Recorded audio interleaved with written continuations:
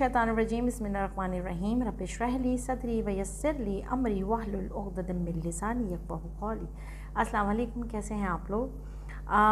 आज मैं बात करूंगी आपके डेस्टिनी नंबर 9। डेस्टिनी पहले भी मैं बता चुकी हूँ, जिन्होंने नहीं देखी 1 से लेके 8 तक मैंने सीरीज़ की है। आप उसको देखिए जाके और अपनी डेस्टिनी मालूम करें, पता लगाएं कि आपकी डेस्टिनी आपको कहाँ लेके जाएगी। डेस्टिनी कैसे आपने कैलकुलेट करनी है, आपने पूरा डेट ऑफ बर्थ कैलकुलेट करना है, ठीक है। जैसे कि 18 जनवरी 1979, तो वो 9 पे आएगा टोटल, ठीक है। 9 और 9 का कॉम्बिनेशन ये बनेगा, तो ये आपकी डेस्टिनी बनेगी। तो इस किस्म के जो लोग होते हैं वो कैसे होते हैं, इस किस्म के जो लोग होते हैं बहुत ही जो है वो एनर्जेटिक होते हैं, एक्टिव होते हैं। चाहे वो 5 साल का बच्चा है, चाहे वो 60 साल का आदमी है, वो बैठेंगे नहीं, आप उनको बड़े ही एक्टिव देखेंगे, बॉडी बड़ी एक्टिव रहेगी, अपना ख्याल रखने वाले लोग होते हैं।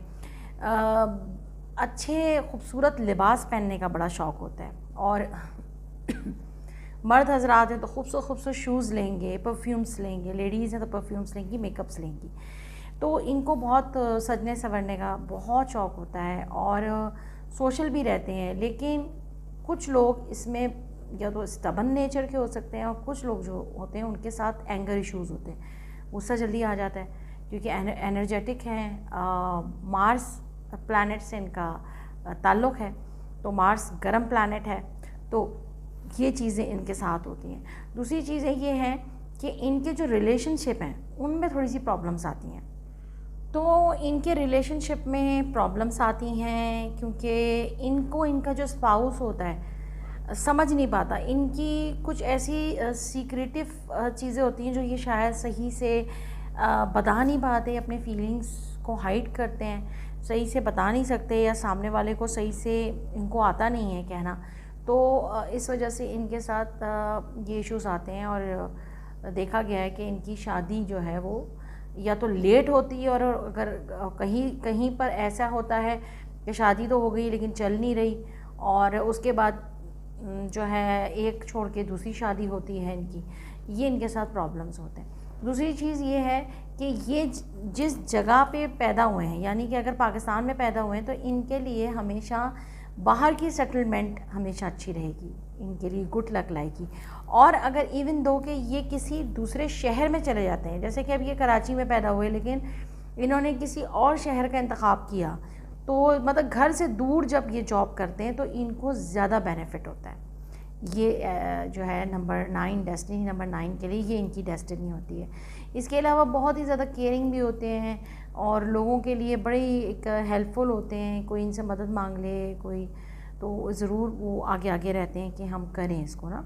और दूसरा ये है कि इनको लोग मिसअंडरस्टूड कर जाते हैं, क्योंकि ये बहुत ही ब्लंट भी हो जाते हैं, कभी कभी सीधा सीधा साफ कह देते हैं, तो लोग इनको थोड़ा सा मिसअंडरस्टैंडिंग के चक्कर में इनके रिश्ते ख़राब हो जाते हैं। स्पाउस से तो मैंने बताया, वैसे भी दोस्त यारों के साथ भी इनके कुछ इस तरह की इश्यूज़ और प्रॉब्लम्स आ जाते हैं।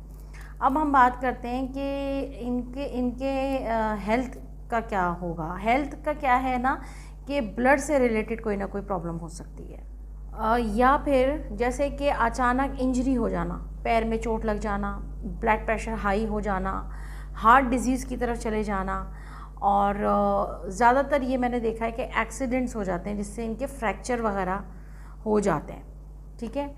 जब ये अपनी एनर्जी पॉजिटिव जगह पे नहीं लगाएंगे, ज़्यादा ओवर थिंकिंग करेंगे, एंजाइटी लेंगे, टेंशन लेंगे, तो कहीं ना कहीं इनकी इंजरी हो जाती हैं, एक्सीडेंट हो जाता है, चोट लग जाती है खामखा की, ये चीज़ें देखी जाती हैं। दूसरी चीज़ ये है कि इनको सुबह निहार मुँह उठ के 1 गिलास पानी में शहद डाल के पीना चाहिए। इनके लिए बहुत बेनिफिट होता है, इनकी हेल्थ के लिए, इनके मिजाज के लिए। ये पॉजिटिव रखता है, सारा दिन आपको एनर्जेटिक रखता है, तो ये आप पीजिए। और कोशिश करिए कि कॉपर की जो बॉटल आती है या कॉपर का जो ग्लास आता है उसके अंदर आप कोशिश कीजिए कि आप इसको पिएं, ठीक है। बाज़ लोगों को मैं बोलती हूँ कि मिट्टी के उसमें भी पी सकते हैं। देखा है ना आपने, जो लाल मट्टी, जो लाल कलर का जो मट्टी का प्याला होता है या ग्लास होता है, मतलब पकी हुई मट्टी। तो अगर कोई कॉपर या वो इस्तेमाल नहीं कर सकता, सोना या कॉपर इस्तेमाल नहीं कर सकता, तो वो सस्ती रेमेडी ये है कि मट्टी का जो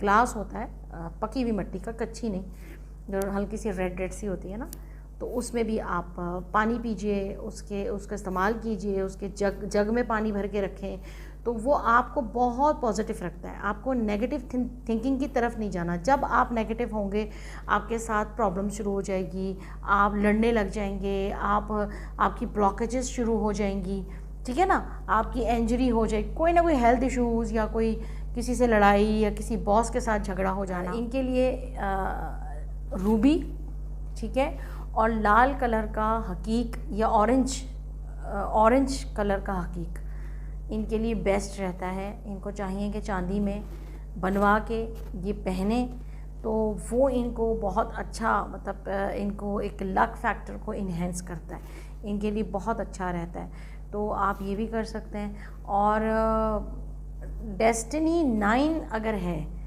तो जब किसी भी उसके साथ जब जुड़ता है ना नंबर, तो वही नंबर हो जाता है। लेकिन डेस्टिनी नंबर 9, जो पर्सनैलिटी नंबर अगर किसी का 4 है, जैसे कोई भी किसी की महीने में, किसी भी महीने की 13 तारीख को, 4 तारीख को, 31 तारीख को, ठीक है ना, इस तरह पैदा हुआ है, तो वो डेस्टिनी, वो पर्सनैलिटी 4 कहलाती है। तो उनके साथ इसका कोई तालमेल नहीं होता, उन्हें स्ट्रगल करनी पड़ेगी, उन्हें ऐसी ऐसी परेशानियों में डालेगा कि जिसकी हद नहीं।